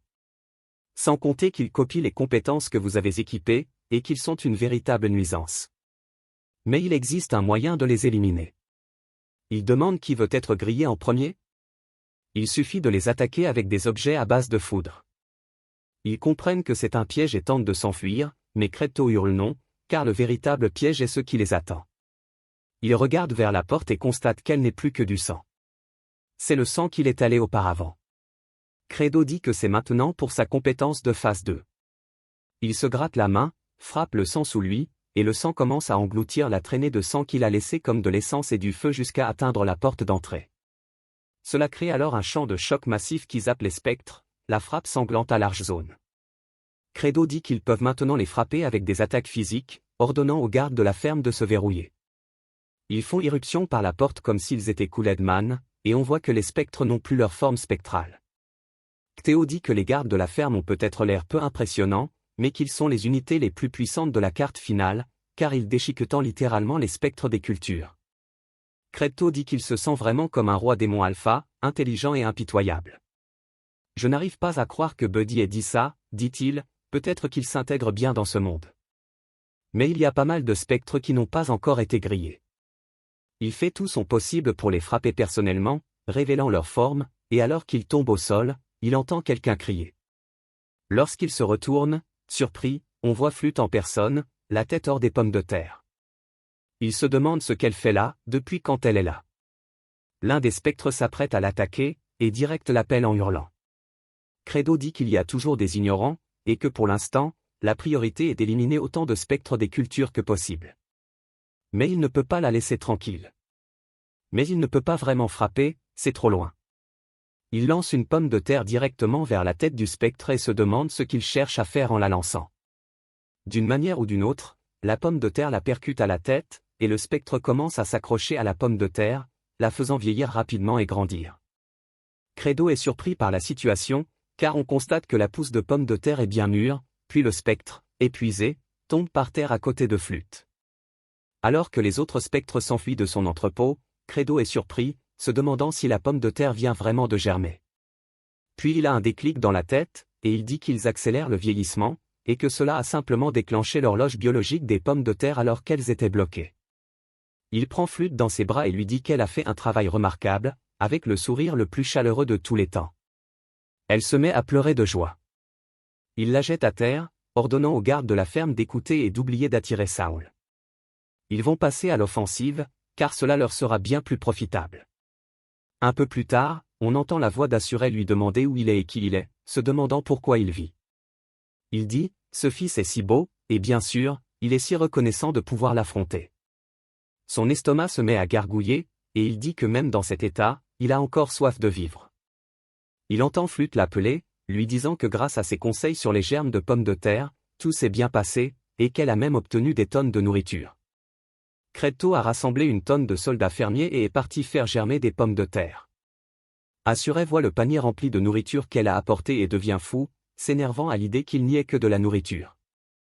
Elle dit qu'il doit avoir faim et qu'elle va lui donner ça en le soulevant. Elle le lui donne, mais il le touche directement au globe oculaire au lieu de la bouche, et il se met à hurler, tremblant de douleur, disant qu'il va la tuer. Elle s'excuse et dit qu'elle va en lancer un autre, mais elle en renvoie 3, chacun dans ses yeux, l'autre dans sa bouche, tandis qu'il se met à pleurer. Il dit que c'est tellement bon. Credo voit une fenêtre de statue apparaître, indiquant que son armée est contente de manger, et il a gagné un point pour cela. Et il en a maintenant 302. Credo dit qu'en incluant les nouvelles recrues du dernier tour qui ont reçu de la nourriture, cela ferait 300 démons. Il dit que l'un d'eux est ce gamin, demande qui est l'autre, mais répond que peu importe qui c'est, plus il y en a, mieux c'est. Ils devront garder tout pour le Red Sao. Il dit aux fermiers d'avancer, car il est temps pour eux d'avoir une récolte abondante. Ils se dirigent vers le territoire de Saul, tandis qu'un pont se dresse devant eux. Les petites goules s'efforcent de couper le pont et, brandissant leur hache, riant se demandant ce qu'elles vont faire maintenant sans pont. Credo bondit déjà, mais il commence lentement à dévaler la falaise. Il rit, le traitant d'idiot, disant qu'il est arrivé et a sauté comme un con. Leur rire se transforme aussitôt en « mais c'est quoi ce bordel ?» tandis que Credo est de nouveau coincé contre le mur. Les petites goules transpirent nerveusement, se demandant ce qu'elles ont sous les yeux, tandis qu'ils changent de position, remontant la falaise en étant complètement nus à chaque alternance. C'est un prédateur hors pair qui s'attaque à sa proie. Il parvient enfin en haut, et elles se mettent à hurler, disant que c'est la chose la plus horrible qu'elles aient jamais vue. Et Credo affirme que c'est exactement comme prévu et désigne Zéphus, qui hoche la tête. Credo explique que, selon son plan stratégique, les spectres de nourriture devraient être terrifiés par les pommes de terre, mais que s'ils chargeaient seuls et sans armes, ça marcherait. On entend Saul dire qu'il est seul et qu'il n'a pas de pommes de terre maudites, alors ils peuvent s'en prendre à lui. Le frôler suffirait à lui assurer la victoire. Alors qu'ils arrivaient, il était temps d'utiliser sa technique secrète, le saut quantique. Il se met à planer le long du mur, déconcertant les spectres, car il ne voit que des joues avant de devenir invisible dans le mur. Ils disent que cette technique de déplacement est insensée, demandent où il a appris une technique aussi interdite et affirment qu'il doit être à l'étage. Ils continuent ensuite de faire de leur mieux après qu'il réapparaisse en le suivant, mais une fois de plus, il est trop rapide. C'est l'équivalent de Barry Allen, le Flash. Ils disent cela, et Credo affirme que c'est la 19e fois qu'il fait ça et qu'il a exploré tous les recoins de la carte. S'il combine toutes les zones où les ennemis sont apparus dans le jeu en un seul endroit, alors qu'ils se précipitent tous droit sur lui, il se tient là, confiant. Il prend quelques respirations, Sao dit qu'il est fatigué maintenant, et que même s'il est le seigneur démon, c'est la fin. Kos dit qu'il n'est pas le seigneur démon pour le moment, mais plutôt un joueur expérimenté. Zéphus hurle, disant à ses hommes, c'est leur chance. Alors que tous les fermiers commencent à lancer des pommes de terre depuis les trous à flanc de falaise, ils frappent les spectres, qui germent instantanément. Credo dit que c'est la plus grande ferme qu'on puisse rêver, et qu'elle est très efficace. Zéphus dit qu'au début, il était hésitant, mais une fois de plus, les paroles de Crito étaient justes. Il dit que lorsqu'il les entendrait tous se diriger vers un seul endroit, lui et le reste des fermiers devraient suivre sa carte. Zéphus dit que l'ancien aqueduc abandonné est une impasse et qu'il n'y a rien. Mais Crito sourit, affirmant que ce n'est pas grave, car il existe un raccourci secret qu'il utilisera. Crito explique qu'après avoir franchi la falaise des morts juste avant d'atteindre la carte finale, il a fouillé la zone. Il a trouvé un mur trop détaillé pour être sans importance. Il s'est balancé dessus, se demandant pourquoi la texture était différente.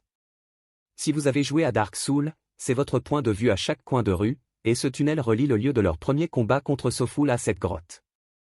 Il se demandait pourquoi il ne pouvait pas entrer, mais il s'avère que vous pouvez y accéder après avoir nettoyé la zone. Vous pourriez obtenir l'élixir de métamorphose, l'âme compressée d'innombrables tas de viande morte, qui ne peut être consommée qu'une seule fois, mais qui sait ce qui pourrait arriver. Alors que les agriculteurs commencent à ramasser les pommes de terre germées, ils se mettent à crier, annonçant qu'ils peuvent enfin planter. Dira pleure de joie, affirmant qu'il peut enfin vivre et manger à sa faim. Crito, debout, se souvient d'une femme qui lui dit qu'il a tellement faim. Il se souvient de sa grand-mère, lui disant qu'il aura un dîner complet ce soir et qu'il devrait attendre. Puis, accompagné de sirènes, il a dû appeler une ambulance pour elle, et c'est un souvenir très douloureux pour lui. Credo dit que quiconque tentera de l'empêcher de manger enfin, il s'assurera qu'ils seront complètement anéantis. Bal l'appelle alors, et lorsque Crito se retourne, il l'avertit que Sul est fort, alors il va l'aider.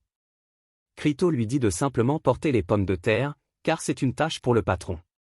Dans la chambre principale de Saul, il invoque le cœur de l'esprit de glace et lance des incantations, affirmant qu'il a besoin de plus de puissance et de troupes. Credo le frappe au visage et le plaque contre un mur. Saul lui demande comment il a su qu'il était venu ici, et Credo répond que cela ne le regarde pas et qu'il est temps pour lui d'exterminer le nuisible qui ruine ses terres. Saul le fixe du regard, puis le traite d'idiot, lui demandant s'il est vraiment venu seul en pensant pouvoir le vaincre. Il commence alors à se métamorphoser, l'avertissant qu'il n'a pas encore perçu sa véritable puissance. Ctéo affirme l'avoir vu 19 fois en poursuivant Saul, qui fuit sans cesse à travers les falaises. Ils finissent par se heurter constamment à ses subordonnés, et à la fin, il a anéanti tous les monstres des falaises. Puis il s'enfuit dans cette salle où repose le cœur de l'esprit de glace.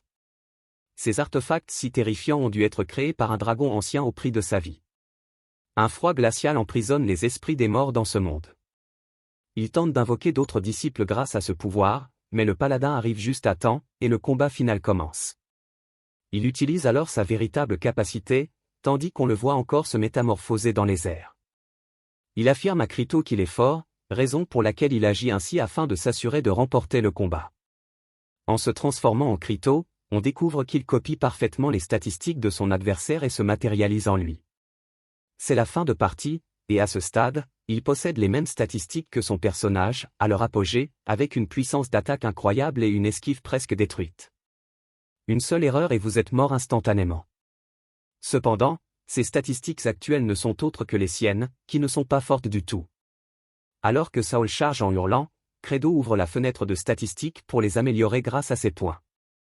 Il a 302 points, et 50 points lui permettent d'améliorer sa dextérité de 10%.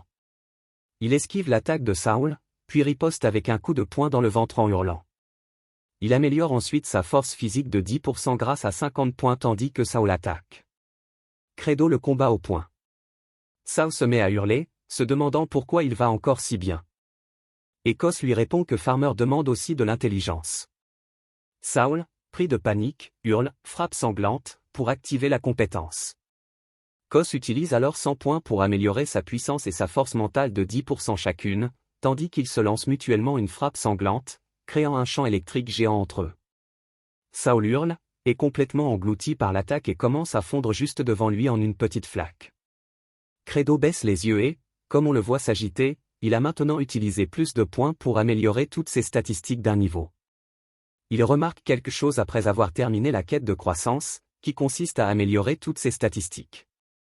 En récompense, une nouvelle compétence est débloquée, le trône du fermier invoqué, qui coûte 100 points. Le trône du roi fermier, équipé de divers outils agricoles robustes. Kos affirme qu'il avait bel et bien besoin de nouvel équipement. Saul l'interpelle, lui demandant s'il pensait vraiment que c'était fini, tandis qu'il commence à changer de forme. Kos répond que non, et qu'il y a toujours une phase 2 dans la seconde moitié d'un combat. Saul révèle que c'est son origine, la forme de l'ancien dragon maléfique. Credo dit que c'est vraiment incroyable de le voir en personne, et que la puissance d'attaque et les points de vie ne sont pas une blague, mais qu'il est le boss de la dernière zone avant le dernier boss après tout. Mais il sourit, affirmant que cela n'a pas d'importance, tandis que Bal défonce la porte, révélant toutes les troupes. Credo affirme qu'il est le boss final, donc tout boss précédent n'aura aucune importance. Saul réalise qu'il est nul et lui dit d'attendre, car il veut discuter comme des hommes civilisés. Il s'enfuit alors que tous les garçons se mettent à lui sauter dessus. Les fermiers l'attaquent, lui demandant s'il interfère vraiment avec leurs activités agricoles.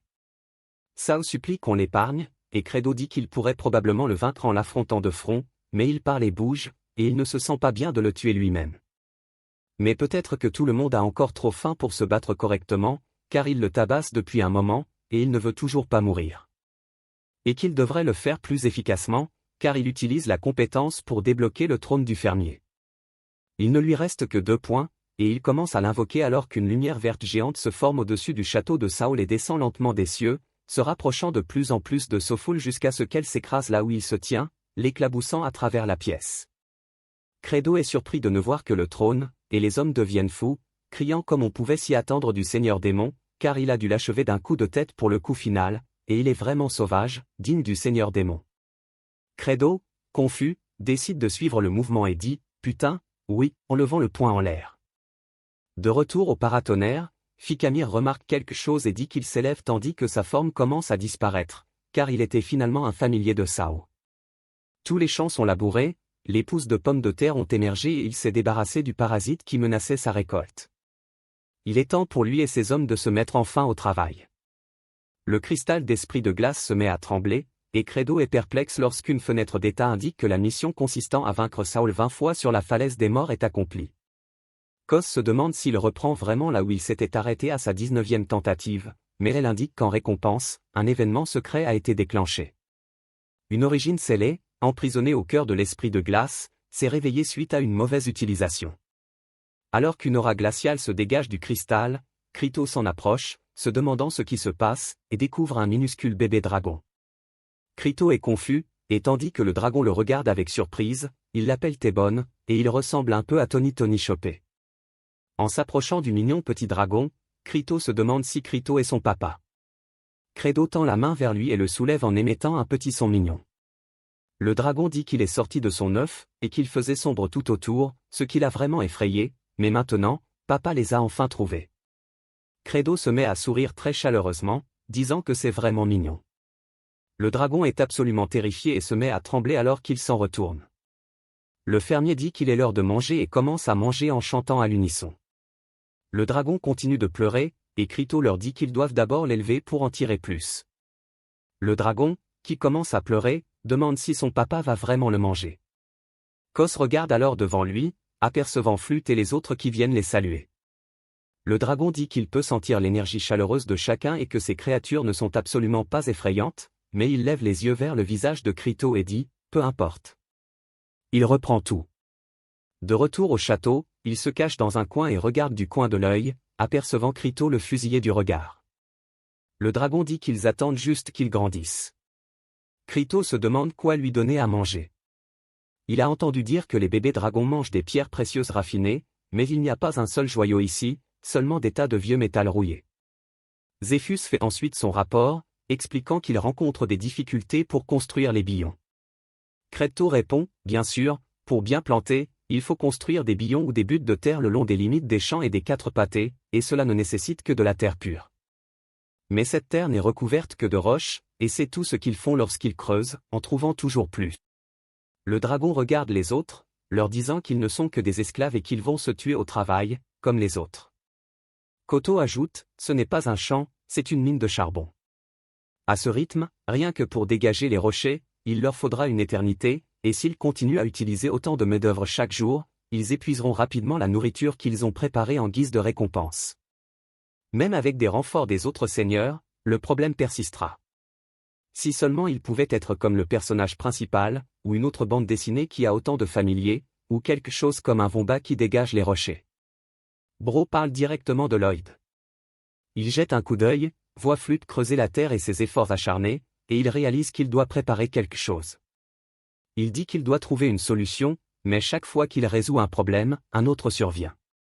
Il entend alors quelqu'un crier à propos des vents violents, et lorsqu'il se retourne, il voit une tornade géante se diriger vers eux.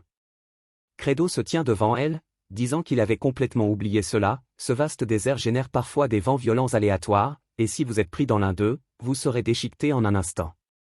Il dit à tout le monde de se mettre à l'abri, derrière les rochers et de se cacher ou de se cacher sous quelque chose qui crée de l'ombre pendant que tout le monde commence à fuir. Credo dit que même de si loin, la pression du vent est déjà insensée, et ce qu'il a ressenti dans le jeu n'est rien comparé à la réalité. C'est une catastrophe naturelle qui représente la plus grande menace pour l'agriculture. Flûte se met à courir dans la direction opposée, et Cryo la repère en courant, criant à Assuride. Dee court vers elle, et Credo n'en revient pas de la voir faire une chose pareille. Il tend le petit dragon à Dick, lui disant qu'il doit la protéger et qu'il tuera quiconque le suivra. Je suppose que cela signifie que le dragon est une fille. Bal hurle, lui disant que c'est trop dangereux s'il y va, il pourrait mourir. Credo dit qu'il sait, mais qu'il ne peut pas se permettre de perdre son précieux paratonnerre ou son ouvrier. Il dit que l'agriculture n'est pas une activité thérapeutique décontractée où l'on peut se détendre et cueillir, assure, alors que nous voyons Flûte essayer de se débarrasser du poteau, Assure hurle, lui disant de partir d'ici. Credo dit que cultiver, c'est vivre, comme aller à la guerre. Il lui dit de s'écarter, puis il donne un coup de pied dans le poteau, le brisant tandis qu'Assuré commence à tomber. Il atterrit la tête la première au sol à côté de Flûte. Le vent violent commence à couper la joue de Credo, mais il coupe aussi Flûte partout alors qu'elle essaie de défaire la corde. Assuré hurle, disant que même un des 4 rois célestes ne pourrait rien y faire, et qu'elle ne parviendra jamais à défaire cela, alors elle doit partir. Credo la soulève et s'agrippe à la croix d'Assurie. Le petit dragon dit qu'elle sent la force de la créature et que son père n'est pas si fort. Kos se met à hurler en se coupant de partout. Il se met à courir à travers les vents violents. Le dragon dit que, pourtant, il va jusqu'ici pour aider les gens. Le vent étant sur les fesses de Credo, il le rattrape lentement, car il n'est pas assez rapide. Il est continuellement coupé de partout par le vent, et il tombe au sol, commençant à couvrir Flûte de son corps, car Assuré va simplement se régénérer. Le petit dragon court en disant que son papa est une créature gentille, et fonce droit sur eux. Elle prend une grande inspiration et crie « T'es bonne », projetant un rayon de glace qui frappe les vents tranchants et commence à le ralentir. Credo dit que les vents tranchants ont faibli, se demandant si le dragon a utilisé de l'énergie froide pour affaiblir les girafes supérieures. Il l'a appelée « il », mais je ne sais toujours pas si c'est une fille ou un garçon, alors on l'appellera Draghi à partir de maintenant. Kos dit que c'est trop pour un bébé dragon et commence à perdre connaissance tandis que les vents tranchants continuent. On voit que Zéphus et les autres sont arrivés. On voit que Baal, Zéphus, Draghi, je crois, Diurk viennent de les sauver des vents. Ils sautent vers le château tandis que nous voyons Credo allongé dans son lit. 2 personnes commencent à marcher, ce ne sont autres que Sergi et Hardoc. Hardoc dit que, tant que le seigneur démon est à terre, il lui coupera la tête. Sergi dit qu'elle éliminera ensuite Baal et Assuré, et que l'un d'eux sera le nouveau seigneur démon. Hardoc dit qu'en attendant, ils sont alliés lorsqu'ils ouvrent la porte et le voient allongé. Ils s'approchent de lui et se préparent tous deux à porter l'attaque. Ils se figent alors en voyant quelque chose. Credo les fixe, bouche bée, et ils n'en croient pas leurs yeux, mais se disent que c'est leur seule chance.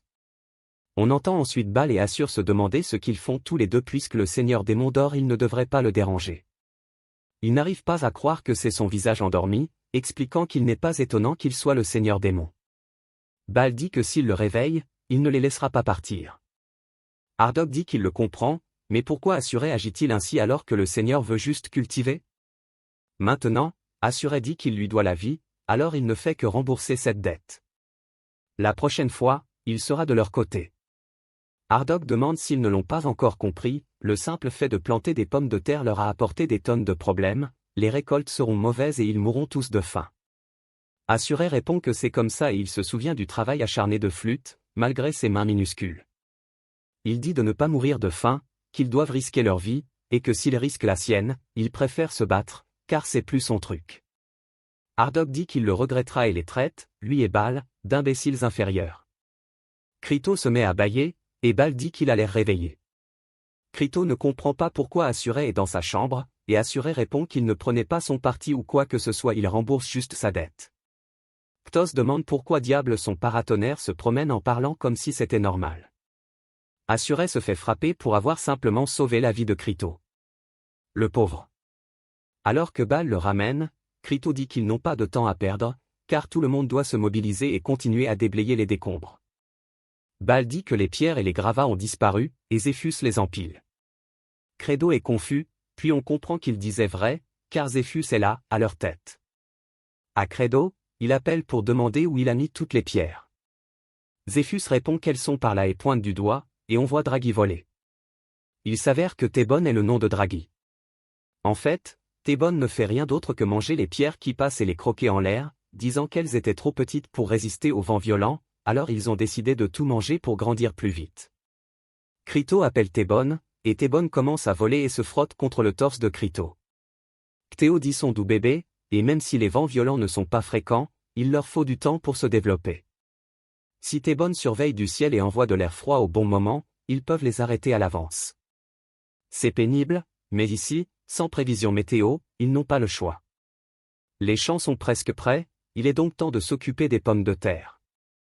Zéphus dit à Crito qu'ils commencent à manquer de nourriture et leur demande s'ils en ont besoin de plus, mais Credo répond que ce n'est pas nécessaire, car le premier ennemi de l'agriculture est la catastrophe naturelle, le second le coût.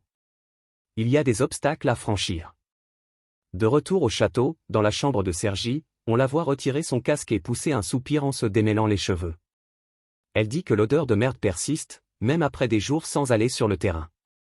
Cos frappe à sa porte, prétextant avoir besoin de lui parler. Elle lui demande ce qu'il veut et affirme n'avoir rien à dire. Il affirme avoir besoin de son aide, la suppliant d'ouvrir la porte. Elle précise vouloir éviter toute confusion. Il affirme que c'est en ne se voyant pas que les malentendus naissent. Elle lui dit de repartir, mais il répond qu'il entre. Elle se retourne, affirmant qu'elle lui avait dit n'avoir rien à dire, et le découvre nu contre le mur, utilisant sa technique de saut quantique pour passer. Elle lui demande s'il est fou et pourquoi il fait irruption nue dans les toilettes d'une dame. Il s'agenouille devant elle. Elle est prise au dépourvu, et il dit que sans elle, il ne peut rien faire. Elle reste assise là, le regard fixé, puis commence à rougir. Credo dit que si cela signifie faire des économies, il s'agenouillera autant qu'elle le voudra, car il a besoin de sa lame tranchante et précise. Elle fait tournoyer ses cheveux. Toujours rougissante, disant que s'il dit ça, tant mieux, et qu'elle l'écoutera au moins. Cos demande si c'est vraiment tout ce qu'il a fallu, disant que c'est tellement ridicule, et qu'elle est perdue. On la voit debout devant la montagne de pommes de terre. Il lui dit de les couper pour lui, car ils doivent les couper et les planter. Elle n'en revient pas de l'avoir écouté et dit qu'elle s'est fait avoir et a l'air furieuse. Credo lui explique que le travail est simple. Elle n'a pas besoin de couper celles qui ont 3 pouces ou moins, mais si elles en ont plus de 4, de les couper en 2. Il faut aussi s'assurer que le nombre de pouces soit réparti uniformément des 2 côtés lors de la coupe, ce qui est facile. Lui annonçant qu'il va lui lancer une pomme de terre, elle affirme n'avoir jamais accepté, et il les mange droit devant elle. Elle prépare ses lames et commence à trancher, coupant toutes les pommes de terre devant elle. C'est parfait, car c'est exactement comme il l'a décrit. Credo est surpris, dit que ce n'est pas une blague, lui demande comment elle fait pour couper aussi précisément, et qu'il le savait elle seule peut faire ça. Bien sûr, faible à ces mots, elle rougit et dit qu'elle ne se laissera plus jamais avoir par ses belles paroles, le traitant de menteur et d'escroc. Il saute vers elle, l'effrayant, et l'attrape par le bras. Elle demande ce qui se passe, et il commence à attraper sa lame avec un chiffon pour la nettoyer. Elle lui demande ce qu'il fait, et il répond qu'elle a du jus de pomme de terre sur elle, alors bien sûr, il devrait l'essuyer.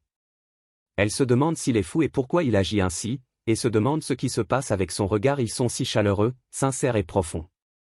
Credo dit que c'est agréable car si on ne nettoie pas bien le couteau, des maladies pourraient se propager entre les pommes de terre, et il doit l'essuyer soigneusement et sincèrement. Il lui demande alors une fois de plus, s'il te plaît, car elle est la seule à pouvoir faire ça. Bien sûr, il ne parle que du fait qu'elle est la seule à pouvoir couper les pommes de terre, et elle reste assise là, rougissante, et dit qu'elle acceptera juste pour cette fois et qu'elle est un peu tindère. Elle dit qu'elle l'aidera juste pour cette fois, et qu'il ne peut rien faire sans elle, le traitant de seigneur démon idiot. Il dit qu'il va chercher de l'eau bouillante et un chiffon, car ils vont les couper toute la nuit. Elle lui demande pourquoi il est si excité, le traitant d'idiot. Puis il recommence à couper les pommes de terre. Hardock observe tout cela d'en haut et elle dit à Crito d'arrêter d'essayer de lui tenir la main en douce. Il se met alors à chanter, et après chaque fois qu'elle coupe une pomme de terre, il nettoie son épée. Hardock dit qu'elle aussi était l'une des inférieures stupides, se portant volontaire pour la servitude après seulement quelques compliments. De retour à assurer sur sa croix, il demande quelle est la définition de la vie et ce que signifie vivre, et il lui répond qu'un paratonnerre n'a aucune raison de vivre, car une vie de souffrance ne vaut pas la peine d'être vécue. Flûte s'approche alors de lui et lui dit qu'elle a de la nourriture pour lui et qu'elle veut jouer au jeu du lancer. Il la traite de gamine, lui disant qu'il n'aurait jamais joué avec un démon de bas étage comme elle, et que si elle vient ici, il va la manger. Elle en lance une, qui rebondit sur son menton, et il secoue la tête, lui disant qu'elle doit bien faire les choses, sinon il la tuera. Hardock observe la scène également, disant qu'il est complètement hors d'état de nuire, qu'il s'est fait tabasser comme un idiot et qu'il est maintenant une épave. Credo hurle alors, attirant l'attention de tous les agriculteurs, annonçant que les pommes de terre de semences coupées et séchées sont arrivées et qu'ils sont enfin prêts à les planter dans leurs champs. Hardock dit que Bal était stupide depuis le début, donc il n'avait aucune attente envers lui, et l'intelligence de chacun ici est inférieure à la moyenne tandis que les agriculteurs commencent à complimenter Sergueï, la remerciant d'avoir coupé les pommes de terre. Elle leur dit de se taire, car ce n'était pas pour eux, et Hardock dit que son visage a l'air tellement stupide, disant que ce n'est pas le visage d'un général, et il n'arrive pas à croire que les agriculteurs pleurent pour quelque chose comme des pommes de terre de semences, car ils devraient avoir honte d'être des démons parce que tous ici sont des idiots, et que lui, l'intellect de genre démon, volera le trône du Seigneur. Credo leur dit de continuer à planter tout en les écoutant. Bientôt, les pousses de pommes de terre pousseront et émergeront du sol. À ce moment-là, il faudra commencer à éclaircir les bourgeons. Bal dit qu'il est doué pour la coupe et lui demande ce qu'il veut qu'il fasse, mais Credo lui dit de se taire. Il explique que chaque pomme de terre de semence peut produire entre 3 et 5 ou 6 pouces. Il veut donc leur poser une question, plus de pouces, c'est moins ou mieux? L'un d'eux répond que plus c'est mieux, et Credo répond que c'est faux, car moins c'est mieux. Hardock se demande pourquoi ils étudient cela, les qualifiant de pathétiques.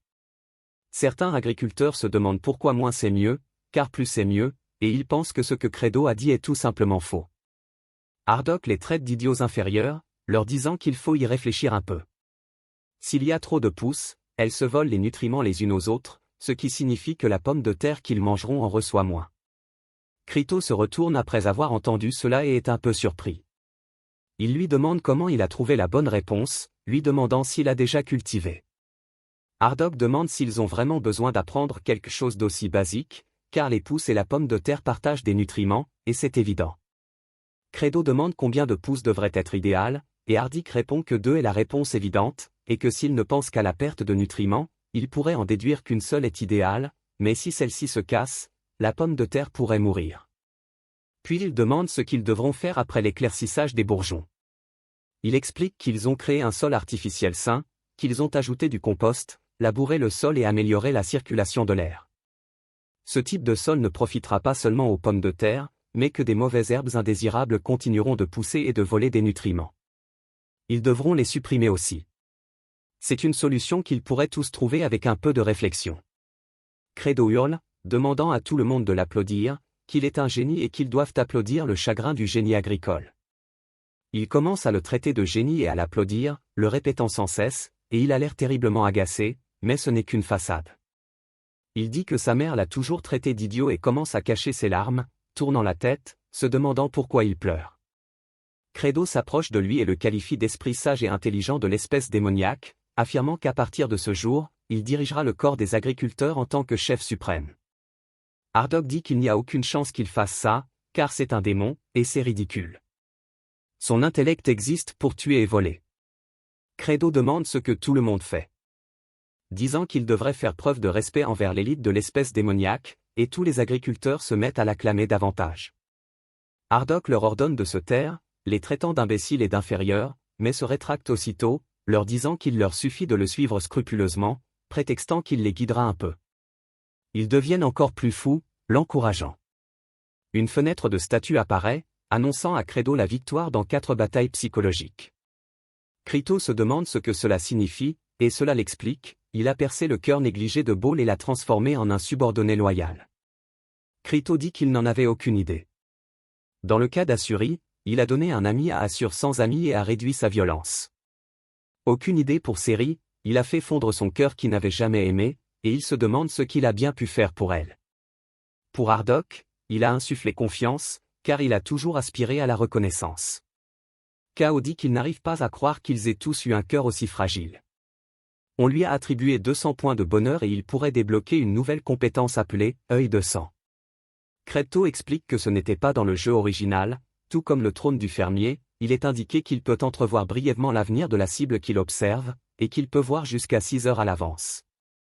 Il précise que la cible qu'il peut observer est soit une créature vivante, soit un objet.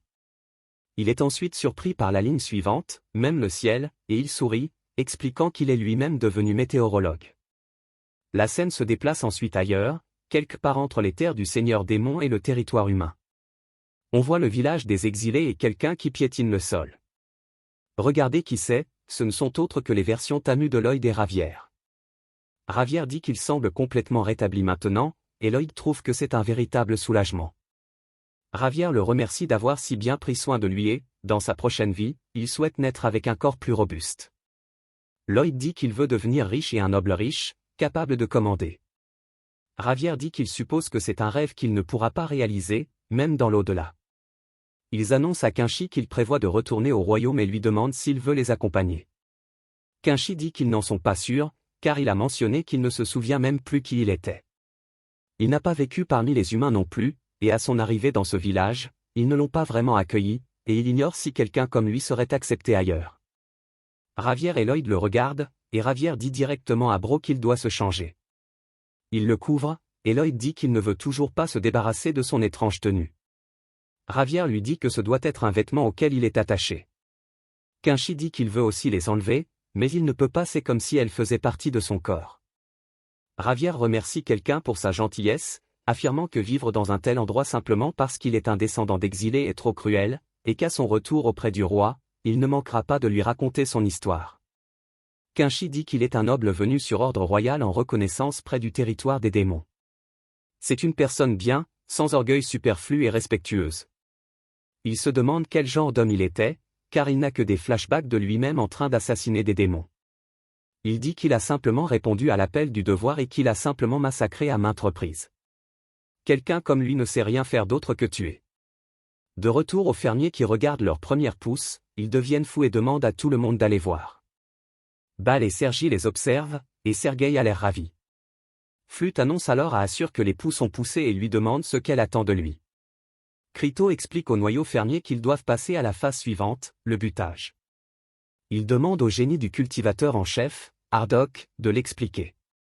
Ardok explique que le butage consiste à recouvrir légèrement la tige de la pousse de terre pour empêcher les jeunes pommes de terre d'être exposées au soleil.